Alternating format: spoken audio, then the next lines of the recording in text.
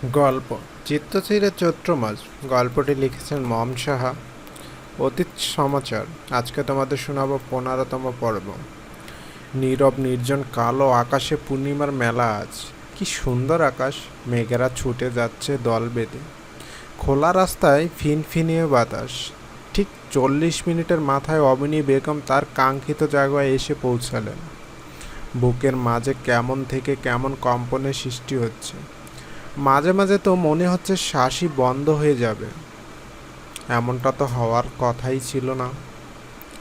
অবনী বেগমের 22 বছরের সাংসারিক জীবনে সে আমজাদকে কখনোই স্বামী হিসাবে মন থেকে মানতে পারেনি। তবে আজ কেন হারানোর ভয়? হয়তো মায়া। এত বছর একটা মানুষের সাথে থাকলে মায়া পড়ে যায়, যে মায়ার টানেও মনে হয় মানুষটা থেকে যাক। এই মায়া আর অভ্যাসের কারণে কত মানুষ কত মানুষকে ছাড়তে পারে না। অবনী ধীর পায়ে চারপাশের বাড়িগুলোতে চোখ বোলায়। অবশেষে কাঙ্ক্ষিত বাড়িতে পাওয়া গেল বড় একটা অচেনা গাছের ডান দিকে। অবনী বেগম ধীর পায়ে হেঁটে গেলেন বাড়িটার সামনে। বাড়ির গেটের সামনে একটা লাইট জ্বলছে। লাইটের আলোয় বাড়ির মালিকের নাম জ্বলজ্বল করছে। অবনী বেগমের পা সেখানেই থেমে গেল। ইংরেজিতে বড় অক্ষরে লেখা, মিসেস জেসি ফাঙ্কিন। অবনীর হৃৎপিণ্ড স্বাভাবিকের তুলনায় বেশ দ্রুতই চলছে। ঠিক এ মুহূর্তে এসে অবনী বেগমের মনে হলো তার বোধহয় বাড়িটার ভিতরে যাওয়া উচিত হবে না। ভিন দেশে যা লুকিয়ে আছে তা ভিন দেশেই না হয় লুকিয়ে থাক। বয়স তো অনেক হলো, আর কদিনই বা বাঁচবে। কি দরকার হাহাকার নিয়ে বাঁচার? এর চেয়ে জীবন যেমন চলছে তেমনই না হয় চলল। অপ্রত্যাশিত কিছু না হয় আড়ালেই রইল। জেনে গেলেই তো দূরত্ব বাড়বে। আমজাদ সওদাগর তো তাকে কম ভালোবাসা দেয়নি। সেই ভালোবাসা আগলে রাখতে পারল না, বরং প্রতিহিংসার অনলে দগ্ধ করতে চেয়েছিল বারবার সেই সওদাগর পরিবারকে। কিন্তু কখন যেন আষ্টে পৃষ্ঠে সে পরিবারের মায়া পড়ে গেল, টেরই পেল না। অথচ সময়ে মায়া বেড়ে কী লাভ? হারানোর পর মায়া কেবল বিলাসিতা রয়ে যায়। অবনী বেগম আধার রাস্তায় আবার পা বাড়ায়। হসপিটালে ফিরে যাওয়ার অত ব্যস্ততা নেই, ধীর পায়েই যাওয়া যাবে। চারপাশে ততক্ষণে ভোরের আলো ফুটে যাচ্ছে, নীলাভ আকাশ, শীতল প্রকৃতি। অবনী বেগম হাঁটতে হাঁটতে ডুব দিলেন অতীতে। আজকের এই শক্তপোক্ত অবনী বেগম এমন কখনোই ছিলেন না। অজব পাড়াগা এর এক সহজ সরল মেয়ে ছিল সে। বাবা আর সে ছিল তাদের ছোট্ট কুটিরের সদস্য। অবনী বেগমের বয়স তখন কত হবে? 15 কিংবা 16। গ্রাম ঘুরে বেড়ানো উড়ানচণ্ডী ছিল সে। এ পাড়া ও পাড়া, এ গ্রাম ও গ্রাম করেই তো জীবন কাটছিল বেশ। পড়াশোনাও করতো না। তখন পড়াশোনার ততটা মূল্যও ছিল না, তাও আবার মেয়েদের। তার উপর অজপাড়াগা। পঞ্চম শ্রেণীতে থাকাকালীন সমাপ্তি ঘটিয়েছিল পড়াশোনার। দেখতেও বেশ ছিল। বাবা ছিল দিনমজুর, সারাদিন খেটে খুঁটে যা রোজগার করত তা দিয়ে বাবা মায়ের সংসার দিব্যি চলত। একদিন সময়টা ঠিক গ্রীষ্মের মাঝামাঝি। উত্তপ্ত দুপুরে গরমের তীব্রতায় যান যায় যায় অবস্থা সকালের। কি গরম, অথচ অবনী বেগম সেই দুপুরেও বেশ আরামে পাড়া ঘুরে বেড়াচ্ছে। শরীরে একটা চকচকে হলুদ রঙের থ্রি পিস, গোসল করায় চুলগুলো খোলা, যা বাতাসে দোল খেয়ে যাচ্ছে। গলায় একটা তাবিজ। শুকনো সরু দেহখানা নিয়ে সে জারুল গাছের তলায় বসে কামরাঙ্গা খাচ্ছে বেশ আয়াস করে। সাথে তার বন্ধু বান্ধবের দল। হুট করেই সেখানে পুলিশের জিপ গাড়ি এসে থামলো। এলাকায় তখন ডাকাতের প্রকোপ বেড়েছে বিধায় নতুন অনেক বড় বড় পুলিশ অফিসারের পোস্টিং হয়েছিল সেথায়। পুলিশের গাড়ি দেখতেই অবনী বান্ধব বান্ধব সব ছুটে পালালো। আকসিম ঘটনায় তাজ্জব অবনী বেগম।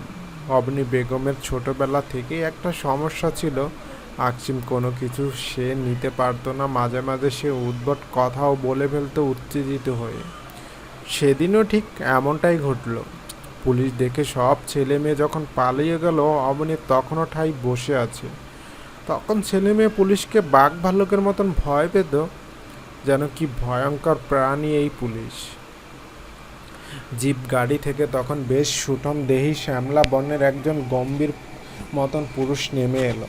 নেমেই সে অবনীর কাছে চলে এলো।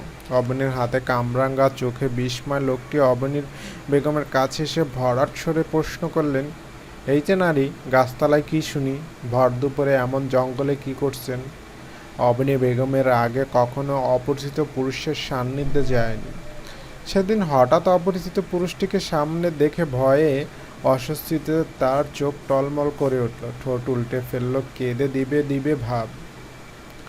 আপনি লম্বাটে মুখখানায় কালো মেঘের আনাগোনা দেখে ভড়কে গেল পুলিশের পোশাকে থাকা গম্ভীর মানবটা। ব্যতিব্যস্ত কণ্ঠে বলল, এই যে জারুল কন্যা, কেঁদো না কেঁদো না, ভয় পাচ্ছ? আমি তোমায় বকিনি তো। জারুল কন্যার নাম শুনতেই অবনী বেগমের কান্না থেমে গেল। সেই প্রথম অবনী বেগমের মনে কোনো পুরুষের আদল ভেসে উঠল। সেই প্রথম অবনী বেগম কিছু ভিন্ন অনুভূতির সাথে পরিচিত হলেন। হঠাৎ গাড়ির হর্নে ধ্যান ভাঙে অবনীর। অতীত ভাবতে ভাবতে আকাশে নীলাভ রং সরে গিয়ে সাদা সাদা মেঘ ভরে গেছে। দিনের আলো ফুটে গেছে। অবনী বেগম হসপিটালের সামনে চলে এসেছে, টেরই পেল না। অতীত এমনই মধুময় জিনিস যা ভুলিয়ে দেয় বর্তমান। তাই তো মানুষ সদা আফসোসের গান গায় অতীত নিয়ে। আজ শনিবার। সদাগর বাড়িতে তুমুল নীরবতা, হইচই নেই কোনো রকমের। দিশান আজ হোস্টেলে চলে গেছে। ওই ভার্সিটিতে, চিত্রা নিজের কলেজে। ছেলেরা যার যার কাজে। তুহিন গতকাল রাগ করে যে বাইরে গেল আর ফিরে আসেনি। তুহিনের রাগ বরাবরই অনেক বেশি। খুব সহজে না রাগলেও রাগ উঠলে আর হুঁশ থাকে না। চঞ্চল বাড়িটা কেমন নিস্তব্ধতায় ছেয়ে গেল। খাবার টেবিলে হইচই আর হয় না। টিভির চ্যানেল নিয়ে ভাই বোনদের আর মিছে মিছে তুমুল ঝগড়া হয় না। মাছের বড় টুকরাটা কে খাবে তা নিয়ে আরেক দফা বাঘ বিতণ্ডও আর হয়নি। কেমন বাড়িটার প্রতিটা কণায় কণায় হাহাকার লেপটানো।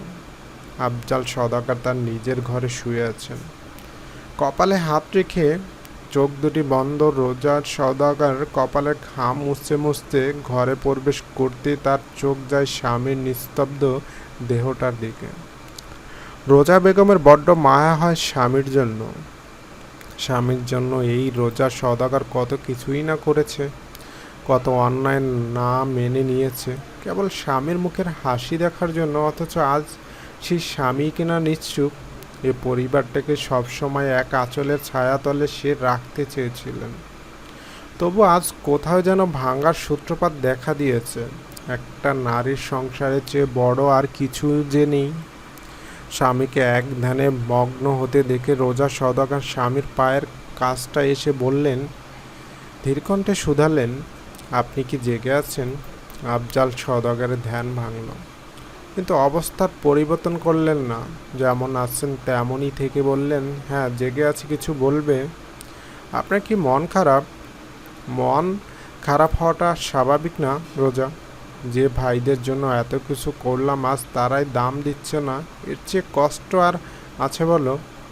মা বাবা যখন মারা গেলেন, দুটো ভাই একটা বোনের বটগাছ হয়ে দাঁড়ালাম আমি, অথচ আজ আমি মূল্যহীন। রোজার সওদাগরে খারাপ লাগলো। তার স্বামী প্রীতিবেশী, স্বামীর কষ্ট সে মানতে পারে না কখনই। রোজার সওদাগর আশ্বাসের স্বরে বললেন, আপনি চিন্তা করবেন না। নুরুল আজকাল কেমন হয়ে গেছে, বয়স বাড়ছে তো। আর আপনি তো চিত্রার বিয়ের কথা আটকাতে চেয়েছিলেন, তা আটকেছে। আপাতত দেখা গেছে, পরে কথা আগানো হবে বলা হয়েছে। আর মন খারাপ করবেন না। আফজাল সওদাগর ধপ করে উঠে বসলেন। চোখ তার কেমন হলদেটে ভাব। সে তার স্ত্রীর হাত দুমুঠো করে ধরল। কেমন অসহায় কণ্ঠে বলল, পাপের ভার নিয়ে বেঁচে থাকা অনেক কষ্টের বিবি। তুমি আমারও অভিশাপ দিছিলা, তাই না? তাই তো আজ এই অবস্থা আমার। স্বামীর কথায় আঁতকে উঠল রোজা। তওবা করে বললেন, কি বলেন আপনি? আপনার অভিশাপ দেওয়ার আগে আমার জিহ্বা খসে পড়ুক। আর আপনি যা পাপ বলছেন তা আদৌ পাপ না।